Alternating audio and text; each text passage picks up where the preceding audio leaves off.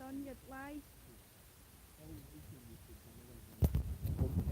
So I'm going to do a second run through, second edition of my Da Vinci Code tour of Glasgow Necropolis. So many people will be aware, and I might actually pull out at some point if the rain comes on, but a lot of people will be aware of the 2003 Dan Brown book, The Da Vinci Code, which was then made into a film in 2006. Now, if you just go onto your Googles and Dan Brown a Mason, you'll see the reports about Dan Brown being invited to join the Freemasons, and he made a rare public appearance for his Dante Inferno at the Freemasons Hall in London. That's home of the Grand Lodge of England. Now, the Da Vinci Code film itself talks about the symbols and myths and legends hidden in the art and architecture. This tour is going to show you myths, legends and secret symbols hidden in the architecture right in front of you in Glasgow Necropolis. That's if we don't get rained off. So the film itself ends in Rosslyn Chapel, which, if you do your research, you'll find that's owned by the St Clair family. The St Clair family have owned the Rosslyn Chapel since its foundation in 1446. What you'll find buried in here is Archibald St Clair Ruthven of the St Clair family, who was in the 19th century an active Knights Templar over in Texas. So not only in this necropolis will you find secret symbols, myths and legends, you'll find the St Clair family, you'll find Robert the Bruce's lineage, you'll find Knights Templar symbolism, and you'll find Freemasonry symbolism, all locked in this necropolis. So it was back in 2009, no sorry, it was 2007, there was an international conference on the history of Freemasonry. That was held in the Freemasons Hall in Edinburgh.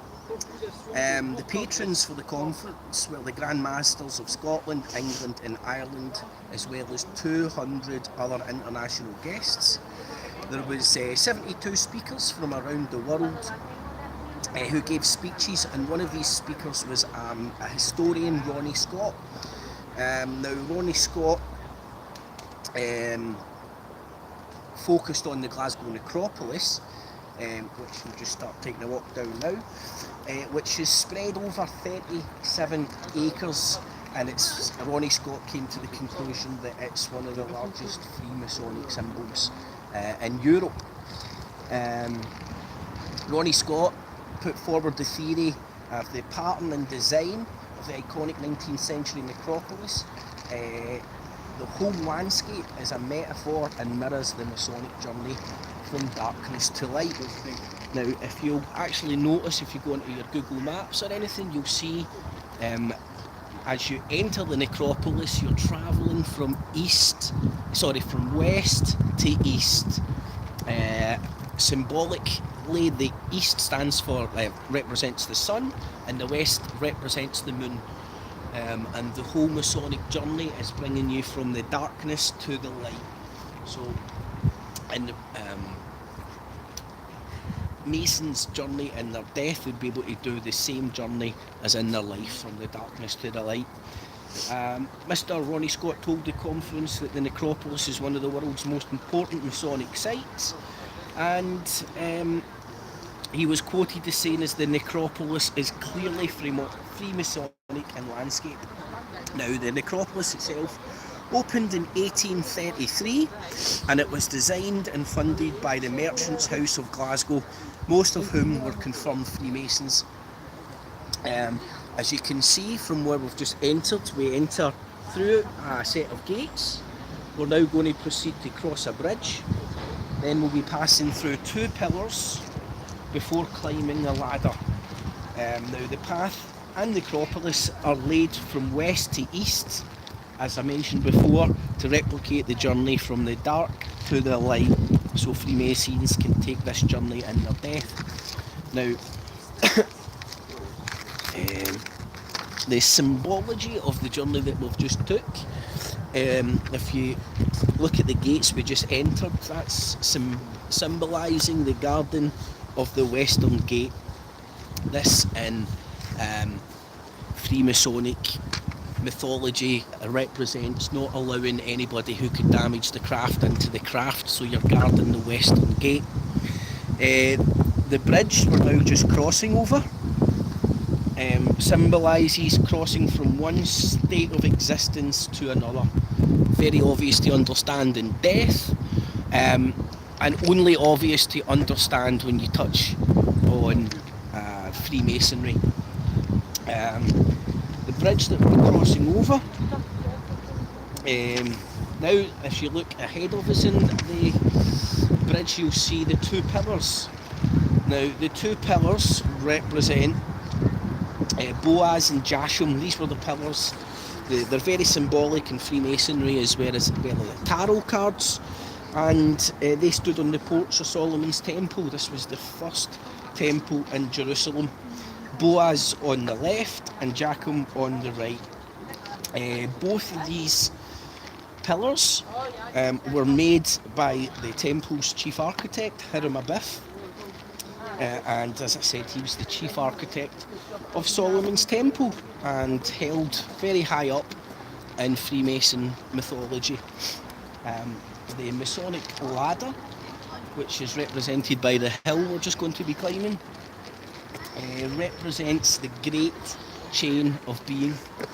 The great chain of being is the philosophy and idea regarding the hierarchical ordering of the universe. And on my travels, there's a lot of Freemasonry symbolism in and around beehives and pyramidic structures, which would make sense if you're talking about the theory of the hierarchical ordering of the universe. So, if you turn round and have a wee look at the bridge here, the bridge of size.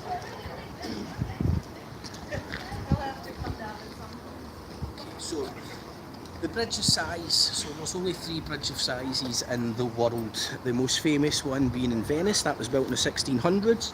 There's also a bridge of size down in Cambridge, a little less known, but certainly more famous than the one in Glasgow. Now, what I would like to point out here, the similarities that come out in the architecture by seemingly different places in the world. For example, if you go into your Google Earth and look for the bridge of size in Cambridge, what you'll see is overtowering the bridge of size in Cambridge is the round church. This was a round church built in the 12th century, and it was built to replicate the rotunda of the Church of the Holy Sepulchre, which is one of the most holiest churches to the Knights Templar. So if you look up here, you'll just be able to see the top of, you've got a mausoleum up there, which is based on the church, the round rotunda of the Church of the Holy Sepulchre as well. So you have the exact same symbols coming out in the architecture in Glasgow's Necropolis as you do down in Cambridge. Now the bridge in Cambridge was built in 1831, and the bridge of size foundation stone was laid with Masonic ceremonies in October 33. So you can see just by the names in the architecture, the same symbols coming out both in Cambridge and in Glasgow. Now, if we start walking up here now, before we head up here, you can clearly see there's an entrance here with 2 pillars. As I mentioned, these were to represent the 2 pillars from the first temple in Jerusalem, Solomon's temple. Originally, the necropolis was meant to have a subterranean entrance with catacombs, but the Autonomy Act of 1832 stopped a lot of the body snatching, and the technical difficulties of creating a subterranean entrance put the engineers off, and they opted for more a conventional path up the hill entrance to the top of the necropolis. So just take a wee walk up here. So the whole idea, and as I said, in 1832 the Cemeteries Act was the Autonomy Act, allowed burial for profit, as well as relieved a lot of the body snatching that was going on. Now if you follow that path down there to your left, that's the original, that's where the first burial actually took place in the cemetery. This was a year before the Christian section was opened. If you follow that path down, you'll come to the Jewish section, and that was actually opened in 1832, a year before the first Christian burials. Now the whole idea of Glasgow Necropolis came from the Père Lachaise in Paris, which was commissioned by Napoleon, very heavily rumoured to be a Freemason, and built by a very famous Freemason, Alexander Theodore Brongniart, if I said that correct. And if you go and look at the layouts of the Glasgow Necropolis as well as the Père Lachaise, you'll see them both laid out, running from west to east. Now, we continue on up the hill on our journey. The Père Lachaise as well was known as the Cemetery of the East, which represents the Cemetery of Light. Now, if you look here, you'll see Wee Willie Winkie. I don't know how many people will know Wee Willie Winkie or not, but everybody in Scotland grew up with Wee Willie Winkie running down the street. So, as you can see,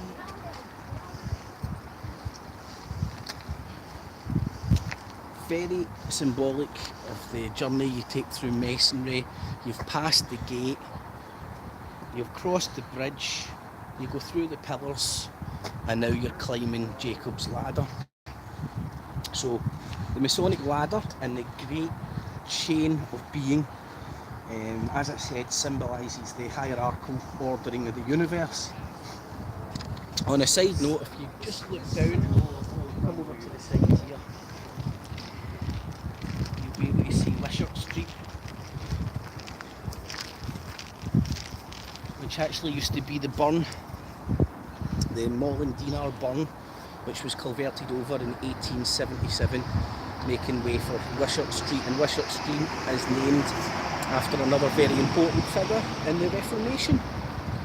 So, as we continue on the Masonic ladder, as I mentioned, in a lot of my travels and research into Masonic symbolism, I've always seen a lot of beehive symbolism representing the hive mind, or the idea of a hive mind, as everybody in society fitting into being a small piece of a greater whole that's larger than themselves.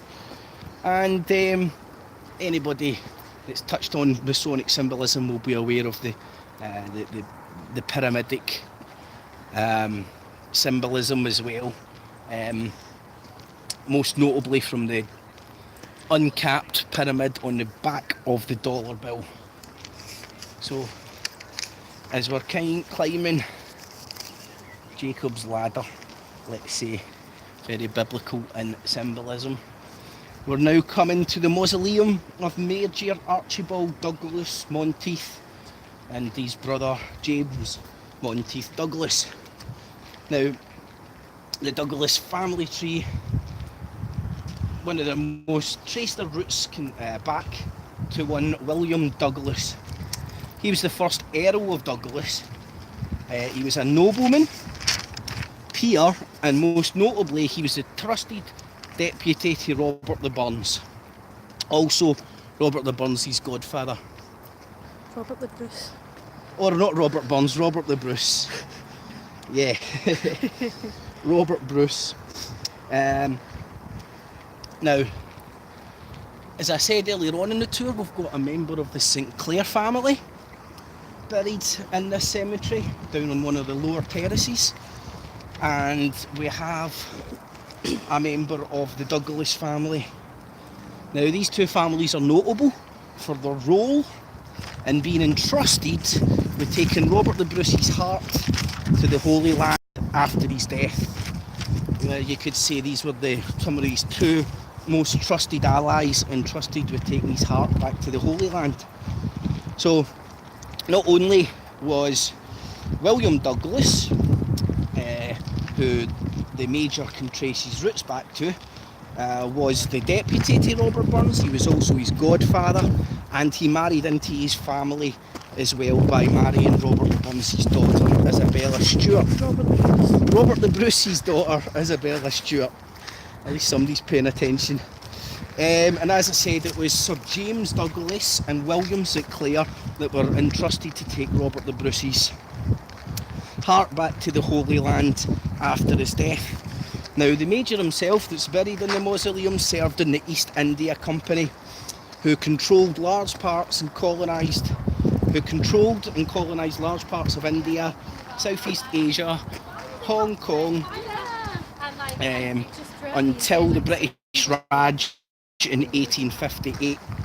He made his fortune by parting a Maharaja from his diamonds and gems. So that's how he made his fortune, by parting a king over in India from his money. Its design is based on the circular rotunda of the Church of the Holy Sepulchre, as I said, the Knights Templars Church in Jerusalem, where Jesus is alleged to have been crucified and buried.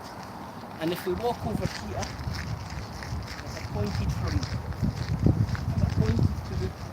down on the bridge, we've got the round rotunda,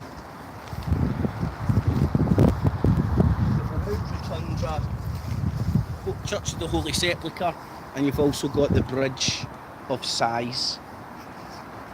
The exact same symbolism that plays out down in Cambridgeshire next to the round church. So back to the mausoleum itself, as you can see, its design is based on the circular rotunda of the Church of the Holy Sepulchre. Some of the most interesting features are the grotesque gargoyles, type faces down the door. It's neo-Norman in design, in a necropolis with predominantly classical monuments. So as you can see, the grotesque faces around there have actually worn away with time. Now, as we start walking back up, take a look from afar. On top of the round rotunda, you'll see an 8-sided lantern with a mini Horagic monument of Lycus crates, which was a monument on the Acropolis of Athens, erected by the wealthy patrons of the theatre of Dionysus, considered to be the world's first theatre. So it's paying homage to the cult in and around Bacchus, aka Dionysus. And I don't know if you can see how it's represented on the very top of the lantern, but you'll see many variants of that in and around this necropolis as well. So what we're going to do now is start heading back up here, have a look at some of the other monuments. Now, one of the most noticeable ones I want to point out is the one up there that's very much pyramidic in structure. This was a Mr. Duncan McFarlane. He was the minister and moderator of the General Assembly of the Church of Scotland. So not only was he a minister, he was a moderator in the General Assembly, and that's like the church's representation within the political sphere. He was also principal of Glasgow University, and he was entrusted with welcoming Queen Victoria to Glasgow Cathedral in 1849. And if you're ever down on George Square and look at Queen Victoria's statue, you'll see a bust on there which was presented at the time of her visit. Now, the monument itself of Mr. Duncan McFarlane, now this is purely speculation, but it definitely looks pyramidic in structure, and some say It's very symbolic of the symbol of the Royal Arch of Freemasonry degree. Again, all open to interpretation. So, interestingly enough, as I said, he's got a bust on the statue of Queen Victoria down in George Square, and the only, I think it's either 10 or 12 statues that are in George Square, and the only two that aren't Freemasons is Queen Victoria and Prince Albert.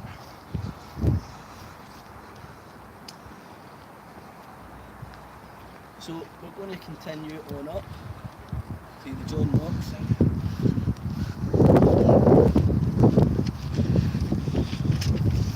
And we can get to King of the Castle.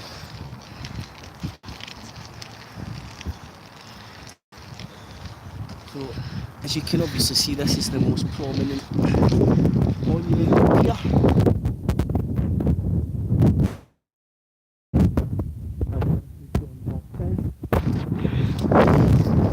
John Knox was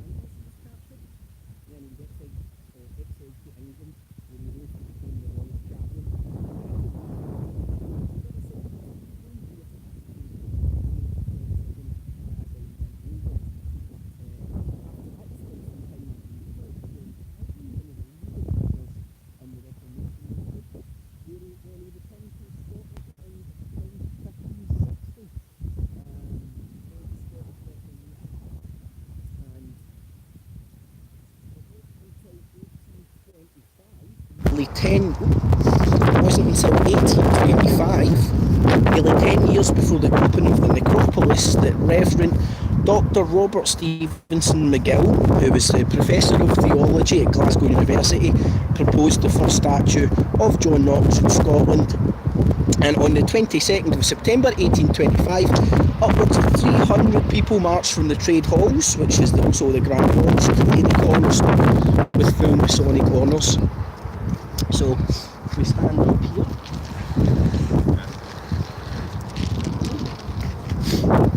so I was once in Glasgow Cathedral talking to one of the ministers in there, and he told me about a 2007 book called Finding Merlin.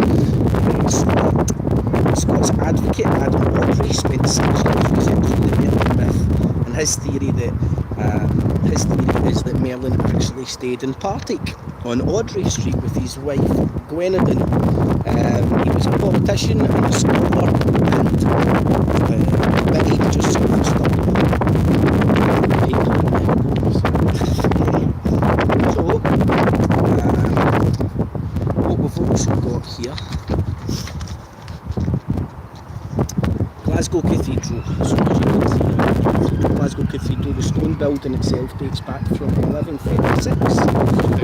It's on the site of St Mungo's original wooden church.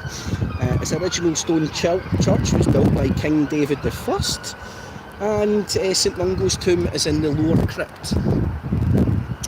It was the only church in the mainland in Scotland not destroyed and de-roofed during the time of the Reformation, and the cathedral, as well as Glasgow Castle, played an important part in the Battle of Glasgow in 1544 and the 1560 Wars of the Reformation. Glasgow University was actually started here in 1451 until it moved to the east of High Street in 1460, until it moved to its present day home in 1870. And I'm trying to think if you can actually see the spire of Glasgow Uni from here.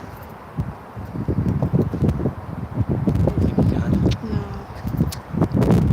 At one point you would be able to. So how come Glasgow Cathedral was the only cathedral that survived in its entirety after the Reformation? Because the merchants of Glasgow huddled together and stopped the reformers burning it down.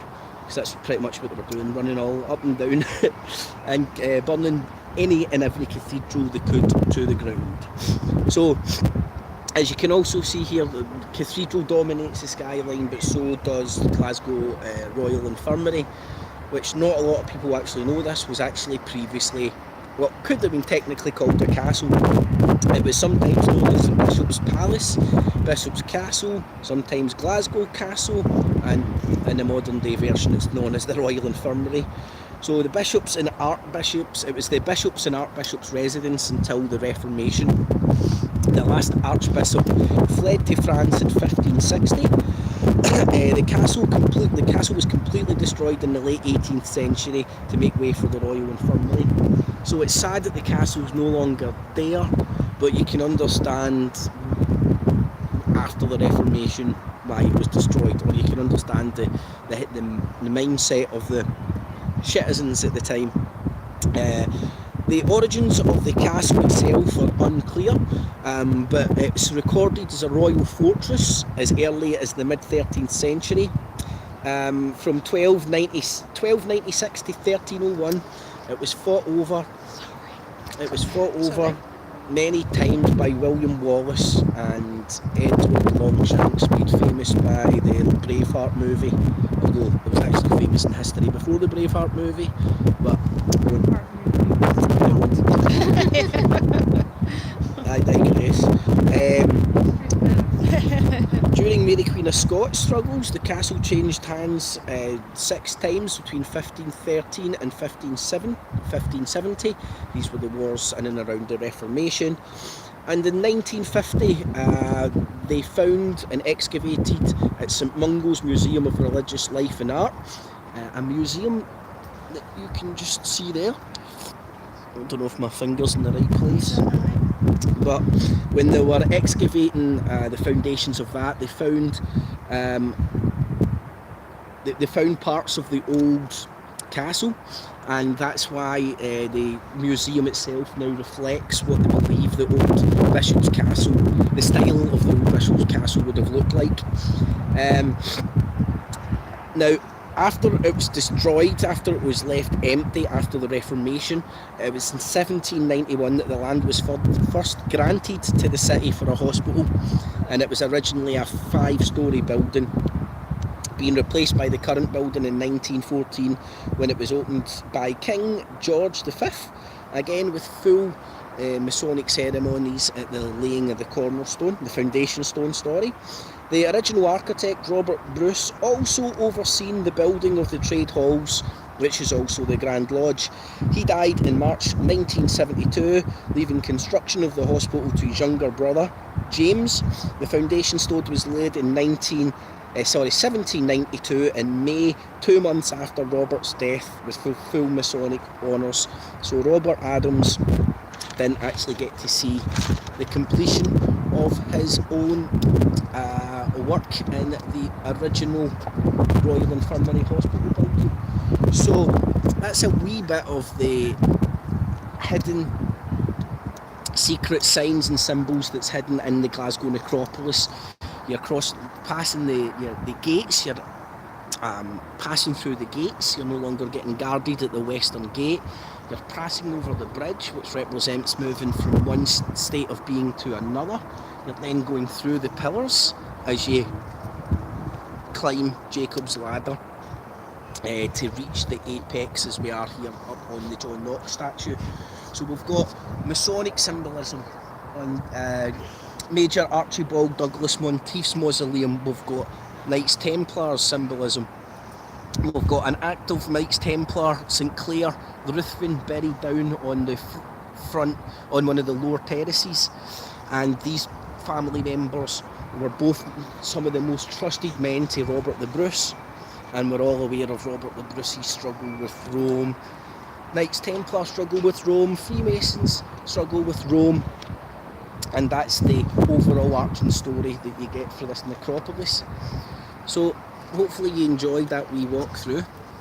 thumbs it up, share it on Facebook, Twitter, Google Plus, all the good stuff. Leave all your comments, good, bad, ugly and indifferent. I will read and respond to as many as I can. Remember, what I do here is digital basking. Everything's available and accessible free of charge. I hope to do such a good job you'll find value in what I do and use your spare change, not your life savings, on the Patreon and PayPal buttons down below. And a mega thanks to everyone who does. Alrighty, boob tubes, thanks for listening. Catchies.